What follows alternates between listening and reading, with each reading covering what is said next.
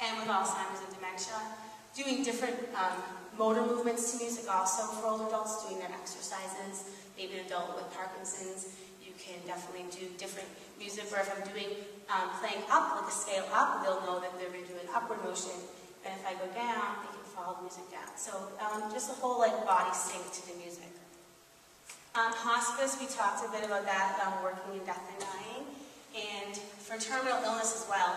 And the hardest, I think, to work with terminal illness is when it's in like a children's hospital, or when it's with a child who isn't going to make it. And a lot of the support in there comes that we work with is the families, because you have to really work with the families to help them accept what's going on and just provide that support for them when they're all together saying their goodbye.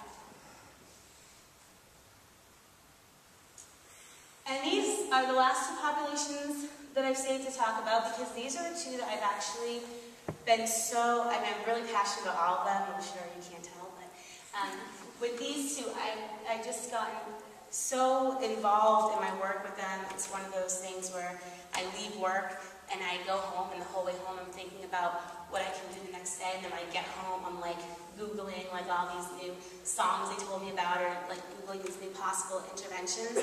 And this is where I say, I'd say with these two populations, traumatic brain injury, neurologic rehabilitation, and then active service members, there is a big foundation of music therapy with neurorehabilitation. That's based out of Colorado. There's books, there's publications, there's videos, there's a whole major, a master's in this, and there's a whole major there that's called the Center for Biomedical Research in Music.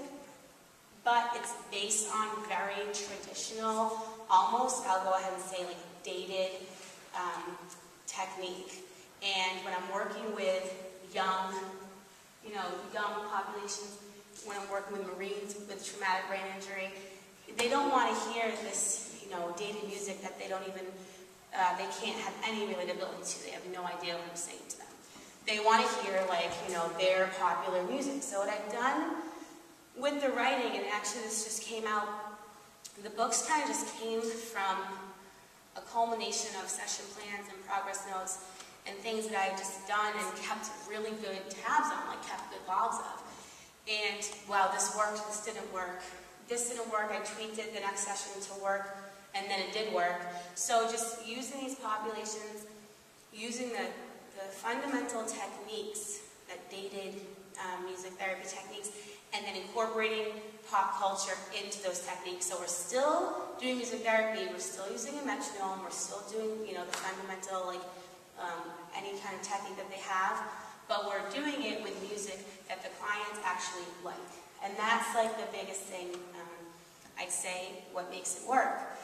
So with neuro rehab, what I did here is I started working with a group, and I did a group at this facility, and it was once every 2 weeks, and it was 50 minutes, and we started doing just a lot of, they love the Beatles, they love anything from the Beatles on. I'd say the Beatles is like kind of the cap of how far we'll go. So I just started doing different Beatle interventions. So in this book, there's like a whole section just on what you can do with Beatles music and incorporating music into it. And then we just started, every week someone would say, oh, we like this song. At the end, we'd kind of like say, oh, what do you want to hear next week? Or, what songs, what artists do you want to hear?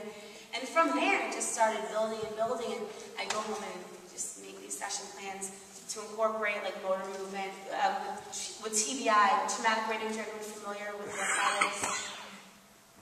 Traumatic brain injury. Well, okay, what kind of instance how would a traumatic brain injury occur? What do you think? One situation. Car accident. Car accident, yeah, car accident. Something as simple as tripping and falling down like 4 stairs can cause a traumatic brain injury. The Marines who get blown up with those IEDs in Afghanistan, that can cause a definite traumatic brain injury, among other things. So with that, the brain is basically your motherboard, it's like your hard drive, it's everything that sends messages to every part of your body. So it's going to affect your speech, it's going to affect your cognitive ability, it's going to affect the way you move, your gait, the way you walk, things that we just do and sometimes take for granted. Wherever the injury happens in the brain, it's going to affect a different part of your livelihood. So with that, we just really have to, just do different interventions that target all of those different areas, plus the behavioral and the appropriate interactions. Conflict resolution is huge. Life skills, learning to reintegrate into society and how to have a job similar to what we do with developmental disabilities. The only difference is the people who have traumatic brain injury once had a traditional existence, so they know that there's something off. It's harder. So other things, brain aneurysm, stroke. So those things, just working in those different realms, I use that with the group. They said these are great, we want to do this once a week, and we have some individual clients for you. From there, I met, he's the big guy in the back there at the top of the picture. Ben, he was a Marine, he's recently retired, about, I'd say 8 months ago now, and he had fallen 110 feet out of a helicopter onto a tarmac during a routine. He was teaching a course in rope suspension techniques, and he lived. He lost half of his frontal lobe, and it's a miracle he's even alive, and he actually has a sense of humor, and it's great because he loves music, and he's actually found a new way of life into music. So I was working with him, and it was a little bit of a battle at first. He was big Marine, he didn't want a girl coming in and telling him trying to help him and tell him what to do with music, and he ended up doing so well with it. And I said, if this works so well with this one military, and he was really starting to go after a few months deep into trauma processing and going through the stories of what he remembers when he was in the hospital. So really deep stuff that was helping him move on and to know that he was ready to go on to the next step of his life.